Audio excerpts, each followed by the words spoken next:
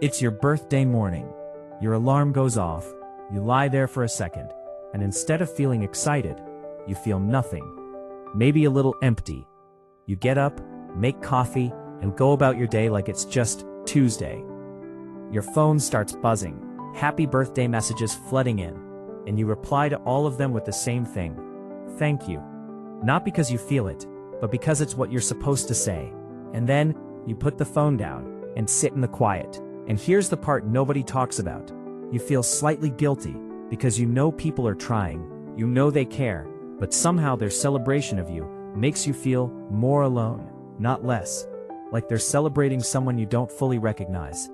If this sounds like you, this video is for you. Because this is not just you being weird. There is a specific psychological reason why certain people shut down on their birthday. And once you understand it, everything makes sense. Chapter 1. Where it started. Let me ask you something. Think back. Was there a birthday, maybe as a kid, where you expected something? A party, a cake, your parents making it special? And it just didn't happen? Or it happened but felt wrong, off, like the day didn't match what you'd built up in your head? Psychologists call this an unmet expectation wound. When a significant event repeatedly fails to match the emotional experience we expected, our brain learns to protect itself. It does something incredibly sophisticated. It lowers the expectation to zero. Before the pain can come in, the brain says, I will not hope for this. I will not want this, because wanting is what hurts. This is not depression. This is not apathy. This is your brain being a brilliant, loving protector. It saw you get hurt, and it said, never again. The problem is, it protected you so well that it also blocked the good, the permission to be celebrated. And here's the deepest part of it. You didn't just stop expecting others to celebrate you. You stopped believing you deserved to be celebrated at all. The birthday became not just a neutral day, it became a mirror, showing you something you've been avoiding looking at. Chapter 2. The psychology behind it.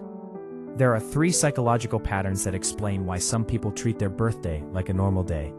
The first, avoidant attachment.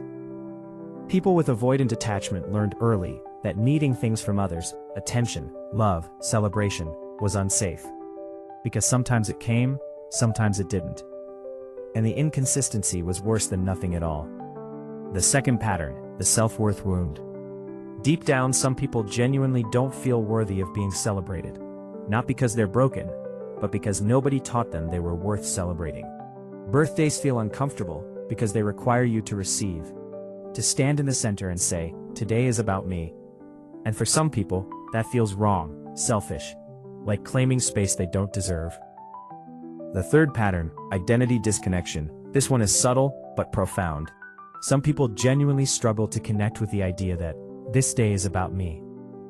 They move through life serving roles, the responsible one, the helper, the strong one, and the birthday suddenly asks them to drop all roles and just be a person.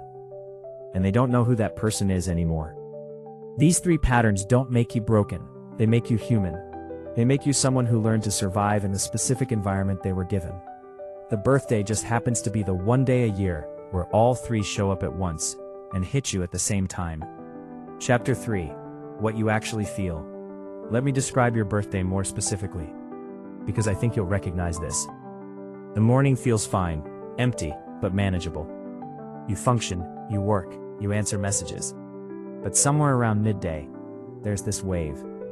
Not sadness exactly, more like a quiet grief for something you can't quite name. You might also feel a strange loneliness, even if you're surrounded by people, because it's not the presence of people you're missing. It's the feeling of being truly seen. Not celebrated for what you do, but celebrated for who you are. And you're not sure anyone knows who that actually is, including yourself. And then there's the thing at the end of the day, when the messages stop, when the last happy birthday is said, and the day just closes. And there's this specific feeling, relief mixed with something else, something almost like disappointment. Even though you didn't want anything, somehow you're disappointed it's over. That disappointment is important. Remember it, because it means something is still alive in there.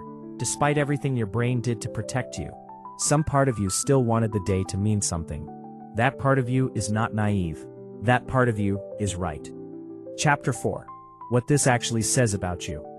People who treat their birthday like a normal day are not cold. They're not broken. They're not too mature for celebrations. They are, almost without exception, deeply feeling people who learn to hide the depth of their feeling because showing it felt unsafe. The people who dismiss their birthdays are often the same people who remember everyone else's, who show up for others, who make sure everyone else feels special. Because giving feels safe, receiving feels dangerous, and the birthday is the one day the world tries to make you receive. And here's the most important thing I want you to hear. The version of you that shut down on birthdays, they were doing their best. They were protecting something precious, your capacity to feel, by locking it away before someone else could damage it. That was smart. That was survival. But you're not surviving anymore. You're living, and living requires a different strategy. So what do you do with all of this? You don't need to throw a party. You don't need to suddenly love your birthday. You just need to do one thing. Notice the day. Give it a moment. Not for anyone else. Just for you. Light a candle. Buy yourself something small. Sit with the fact that you made it another year. And that matters. Even if it's just to you. Especially if it's just to you. If this video found you on your birthday, happy birthday. You deserve to be here. If it found you on any other day, remember this when yours comes. And if you've never been able to explain why your birthday feels the way it feels, now you know. You were always worth celebrating. Your brain just forgot to tell you.